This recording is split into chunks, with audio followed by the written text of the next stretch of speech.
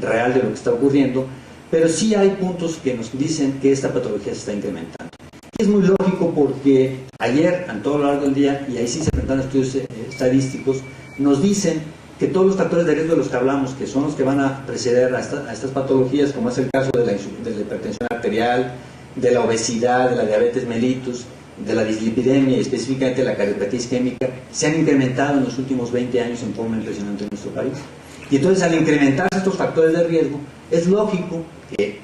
con el paso de los años estos pacientes vayan a caer en esta situación. Y más cuando ayer nos lo dijeron en alguna de las diapositivas, por ejemplo, estamos todavía muy lejos nosotros en México de llevar a las metas a los pacientes con los diferentes factores de riesgo, ¿no? En específico diabetes, en específico hipertensión arterial o dislipidemia. De manera que estos pacientes ahí están, van en el caminito y tarde que temprano van a llevar a la insuficiencia cardíaca. Otra de las condiciones que han hecho que incremente la incidencia y la prevalencia de esta condición del síndrome de la insuficiencia cardíaca es que sí hemos mejorado en muchos aspectos, por ejemplo, en el manejo del infarto del miocardio. Ya en la actualidad, como dijeron en la mañana, aunque no es en todos los hospitales, sí es muy frecuente. Conocen el hospital donde yo trabajé durante muchos años, porque quiero decirles que ya me jubilé. En el hospital segundo nivel allá en Delicias, en la actualidad, un porcentaje muy alto, no tengo el dato actual, pero sí yo les puedo decir que más del 50% de los pacientes que llegan en tiempo son trombolizados. Y entonces esto es muy importante porque la sobrevida del paciente con un infarto pues ha mejorado, ha disminuido esa mortalidad, pero igual, de todas maneras, siempre va a haber un daño estructural que a la larga va a llevar al paciente a una insuficiencia cardíaca. Y el punto quizá más importante por el cual se ha incrementado este síndrome, pues es que la esperanza de vida ha aumentado. Al modificarse, ¿no?, lo que es las curvas de tendencia epidemiológicas, al disminuir, abatirse la mortalidad infantil, al mejorar la calidad de vida, la nutrición y todo ese tipo de cosas, pues la población en México tiende a incrementarse en edad, y la edad es por sí es un factor de riesgo para que se presente la insuficiencia cardíaca, como lo vamos a ver posteriormente. De tal manera que todos esos factores han hecho que cuando menos en algún grupo de población la insuficiencia cardíaca se haya incrementado. No quiero avanzar. Algunos estudios de prevalencia que por ahí encontré, realmente no hay mucha información sobre esto está muy actualizado. Esto fue una publicación que encontré del 2000, en el cual me llamó mucho la atención porque este registro, que es un registro que hacen médicos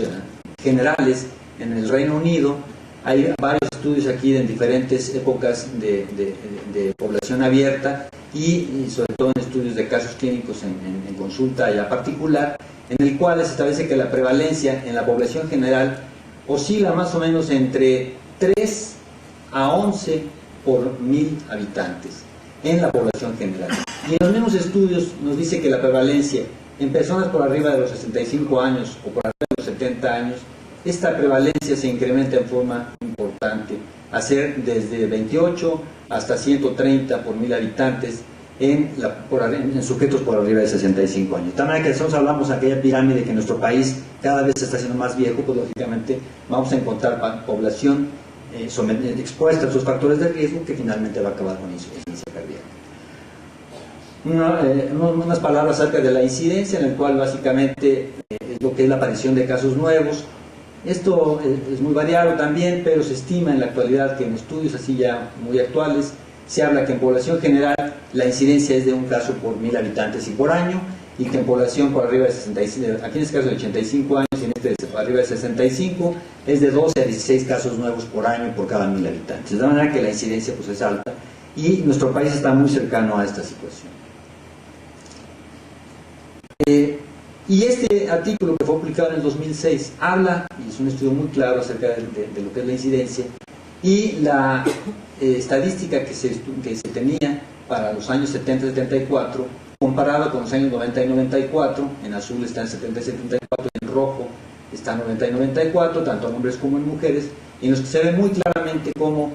la incidencia se incrementa en forma importante, sobre todo en población de edad avanzada, ¿no? Entonces probablemente no tanto los factores de riesgo, no tanto la patología que tenemos, pero sí el incremento en las edades de los pacientes es lo que ha hecho que esta incidencia haya aumentado. Este otro estudio, publicado en 2004, que es el estudio de Rotterdam, también es acerca de incidencia, no hace más que ratificar lo que acabamos de exponer, en lo cual de forma exponencial va creciendo la incidencia de insuficiencia cardíaca en función de la edad igual, de la misma manera, tanto en hombres como en mujeres. En México se calcula una prevalencia de 1% de población adulta y de 10% por arriba de los 70 años. Una cosa muy importante, lo mencioné anteriormente, es que la esperanza de vida es de 8 años a partir del diagnóstico y que esto es fundamental, la identificación del paciente lo más temprano que podamos y sobre todo implementar los tratamientos actuales que tenemos, en los cuales frecuentemente en el mundo real, en la vida real, como nosotros lo llamamos, vemos que muchos de los pacientes no son tratados en forma adecuada.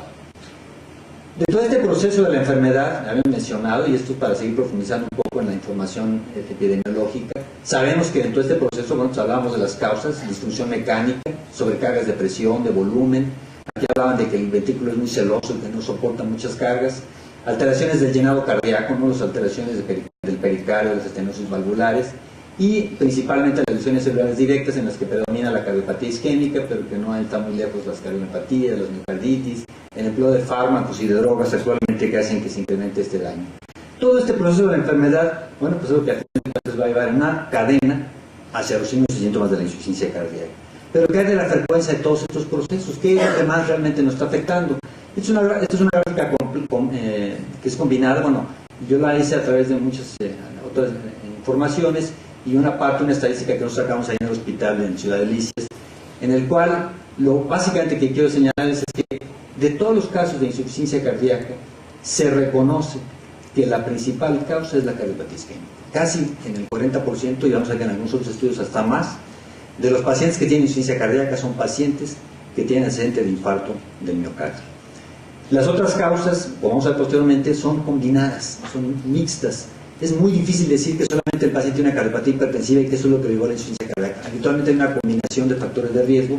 pero que si quisimos aislar un poco o establecer el factor de riesgo predominante en ese grupo de población, y encontramos que pues sí, efectivamente la segunda causa es la hipertensión arterial y que frecuentemente están combinadas, ¿no? Causas valvulares, el alcohol, ven ustedes como causa de cardiopatía, la diabetes por sí sola puede ser una causa de insuficiencia cardíaca, sabemos que existe la cardiopatía del diabético y otras condiciones que son más raras. Recordarles que la mayor parte de los estudios clínicos que se han hecho con medicamentos y que son de los que de alguna forma han surgido todas estas guías para el manejo de la insuficiencia cardíaca, en el seguimiento tanto de todos los estadios, están sustentados en 3 patologías fundamentales. Que uno, ya lo mencionamos, la cardiopatía isquémica, la cardiopatía hipertensiva específicamente, la cardiopatía isquémica en la mayor parte de los estudios, 63%, la hipertensión arterial 32%, y en algunos de estos grupos de trabajo incluyeron pacientes con cardiopatía dilatada de causa idiopática. De tal manera que estas son las 2 condiciones más frecuentes de insuficiencia cardíaca, pero no son las únicas. Y ojo, muy importante, no es raro que veamos pacientes que llegan con signos y síntomas de insuficiencia cardíaca y de repente llega el paciente y tiene su digital, tiene un poco de diurético, tiene su IECA, tiene hasta vez un poco de, no sé, otros medicamentos, y a la hora que hacemos el estudio del paciente lo que resulta es que el paciente tiene una estenosis mitral, por ejemplo, y entonces el tratamiento, pues sí es medicamentoso para mejorar la congestión, pero el tratamiento es abrir la válvula. De tal manera que, y eso no es raro, lo mismo pasa con la cardiopatía isquémica, como la isquemia como causa de insuficiencia cardíaca, en la cual si nosotros hacemos un abordaje adecuado, es posible que si logramos un tratamiento adecuado de la isquemia, farmacológico, por intervencionismo o por cirugía, muchos pacientes van a resolver su problema de insuficiencia cardíaca. De tal manera que no debemos olvidar que si bien son las causas más frecuentes, hay otras que deben de ser abordadas y que en el diagnóstico diferencial está la base, pues, en el seguimiento adecuado de los tratamientos. En cuanto al pronóstico, no, es muy importante esto, porque yo digo que la estratificación que nos hacen las guías es muy clara. Aquí hablamos del pronóstico en función de la clase funcional, en la cual obviamente pacientes que agarraron grupos con insuficiencia cardíaca, los pacientes en clase 1 tienen una sobrevida a 6 años cercana al 80%, pero pacientes en clase 4 su sobrevida es menor del 20% a 3 años. Entonces, sí importa en qué condiciones agarramos al paciente, pero también importa, pues, lo que dije anteriormente, cuál es la causa que está afectando al paciente. Y ya utilizando la estratificación que se hace en las guías actuales del American College y del American Heart, en cuanto al estadio A, B, C1, C2 y D, lo mismo, ¿verdad? Si el paciente tiene solamente factores de riesgo, bueno, su esperanza de vida es muy alta si logramos modificar esos factores. Si hay daño estructural y yo al paciente lo atiendo en forma adecuada, yo tengo una esperanza de vida muy buena para ese paciente. Pero si no hago un seguimiento adecuado, si yo no sé qué pasó con la función cardíaca después de un infarto